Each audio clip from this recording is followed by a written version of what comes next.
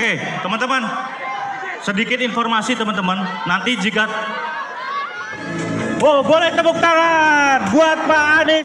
Jogja itu kota yang punya banyak sekali keunikan. Kita ini berada di bukan hanya kota. Jadi kalau saya nyebut Jogja, jangan membayangkan administratif kota saja, tapi ekosistem masyarakat Jogja. Karena ekosistem masyarakat Jogja ini memiliki keunikan yang saya rasakan beda dengan tempat-tempat lain. Di sini masyarakatnya terbuka menyambut anak-anak dari seluruh Indonesia untuk belajar dan menuntut ilmu di kota ini. Keterbukaan luar biasa. Lalu di sini memiliki kebiasaan-kebiasaan yang menjunjung tinggi budi pekerti, adab, tata krama yang sangat baik. Betul tidak? Nah, kemudian dan itu bukan dikerjakan satu orang, tapi kolektif. Lalu kota ini juga kota yang punya ekosistem kebudayaan yang luar biasa. Budayawan, seniman itu tumbuh di sini dari mulai dulu, bukan sekarang. Kalau lihat budayawan-budayawan hebat, banyak yang asal-muasalnya tumbuh dari Jogja. Bibitnya ditumbuhkan di Jogja. Jadi kota ini itu kota yang punya kekuatan akar budaya yang dahsyat.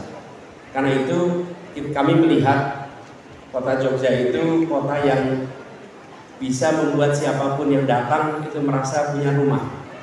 Dan saya sering sekali menemukan banyak orang yang kuliah di Jogja, kemudian bekerja di luar, dan ketika sudah pensiun, dia memilih untuk pensiun ke kota tempat dia belajar di Jogja.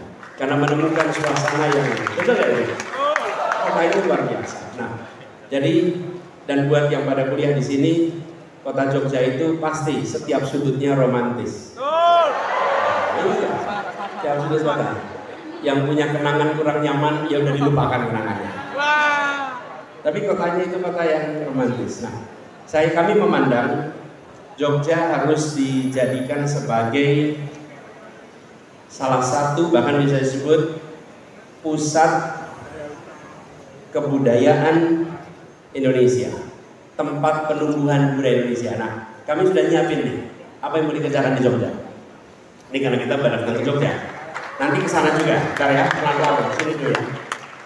Jadi kita berencana menjadikan Jogja sebagai kancah baur budaya, tempat melting pot kebudayaan Indonesia.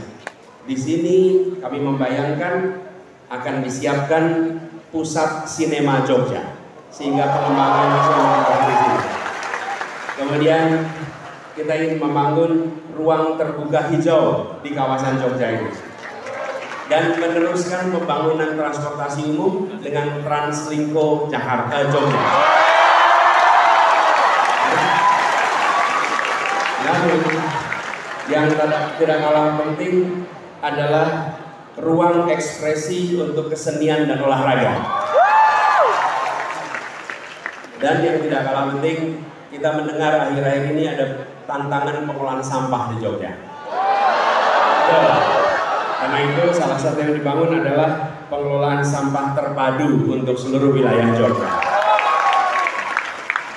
Dan yang tidak kalah penting, kampus-kampus dikembalikan kebebasan berbicaranya.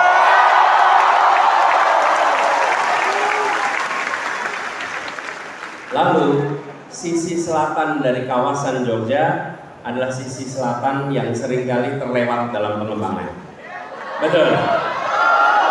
Kita akan lakukan akselerasi pembangunan wilayah selatan Jogja. Ini gambarnya juga ada di sini. Oke, jadi bisa lihat. Jadi Jogja itu kami bayangkan sebagai sebuah pusat di mana kegiatan kebudayaan, kegiatan pendidikan itu akan bisa tumbuh di sini. Dan mengapa perfilman juga ingin kita tumbuhkan di sini? Di sini punya sekolah perfilman.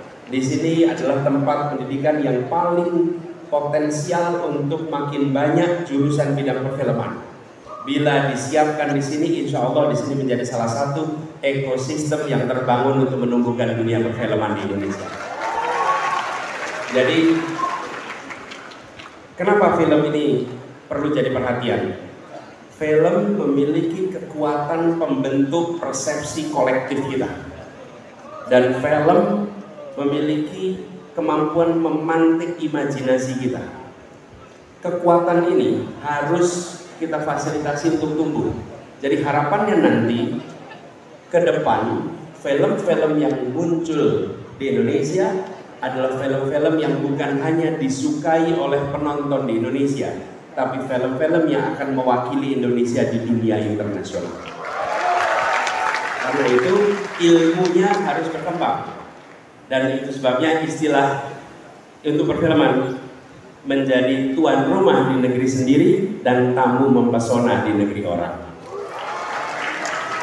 Sekarang ini budaya K-pop ada seluruh Indonesia dunia, bukan? Mulainya dari mana? Mulainya ketika pemerintah Korea memberikan investasi besar-besaran di bidang kebudayaan, di bidang kesenian di tahun 80-an akhir, 90-an awal. Tapi manfaatnya baru mereka rasakan 20 tahun kemudian. Pemerintah sudah harus memikirkan bukan hanya membangun infrastruktur yang bisa difoto 5 tahun sebelum Pilpres, tapi yang dibangun untuk membangun kebudayaan kita di masa yang jangka panjang. Itu kira-kira bantuannya. Luar biasa. Jadi apapun yang dikerjakan kemudian hari, kelihatan wajahnya masih pakai celana pendek ini. Guru SMP saya, Pak Jono.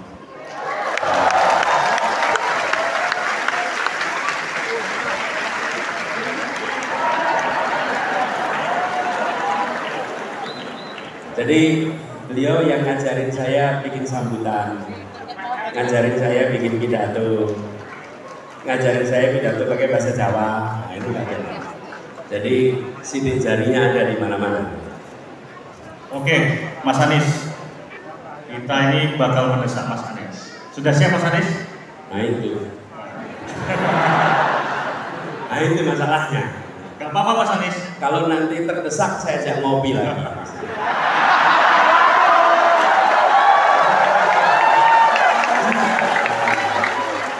Nanti saya ajak ke rumah saya, bisa 5 jam kok bilang ngopi.